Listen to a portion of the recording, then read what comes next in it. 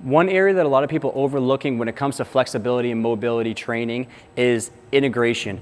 Integration means that after you work on your self-myofascial release, your flexibility, your mobility, whatever you're doing to help free up more range of motion, you're going and putting that range of motion through a whole body functional movement pattern. So in particular, if we're looking at hamstring flexibility, if you notice you were restricted within the hamstring or you have some kind of tightness or tension issues, going and moving yourself through either Romanian deadlift, a straight leg deadlift, or some kind of single leg variation of that is very important to help further lengthen those changes that you made and help register that with the brain. A lot of times we work on individual areas as far as gaining range of motion, but we don't incorporate any kind of movement training to help really attack the computer processor. Again, in the end, the brain and the nervous system are the true regulators of flexibility, mobility, joint range of motion. So we really want to include those things when we need to improve some specific limitation in range of motion. So if you're looking at the hamstrings, what I want you to add in after your self-myofascial release,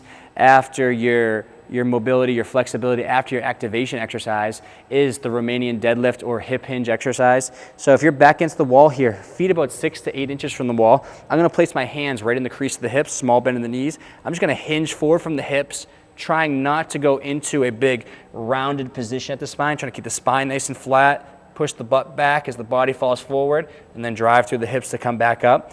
This is the easiest version that I want you to start with after you worked on your specific hamstring flexibility drills and self-myofascial release. After that, if you feel pretty comfortable, you're doing that movement, the biggest thing that's happening through there is you're getting good lengthening through the hamstring as you go down. So we think of how the pelvis is shifting and rotating as this body comes forward. The hamstrings turn into or get into a lengthened position here as the body comes forward. They're controlling the pelvis position. So let's call it eccentric contraction. They're contracting as they lengthen. So we're really connecting nervous system, soft tissue as we control our position. Next version or variation that I want you to try from there is the single leg reaching deadlift. This is very good within a dynamic warm-up, reaching towards a wall or just out in space. If you're on one single leg, what you're gonna do is bend that knee slightly, hinge forward as the arms reach out.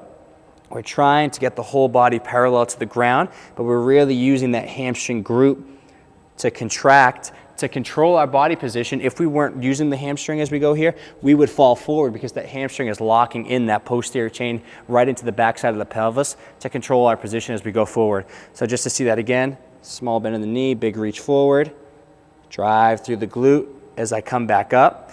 So trying those two exercises are very good to integrate the changes that we worked on previously, restoring our pelvic position, hamstring flexibility, any kind of activation. We're trying to activate core or maybe possibly the glutes.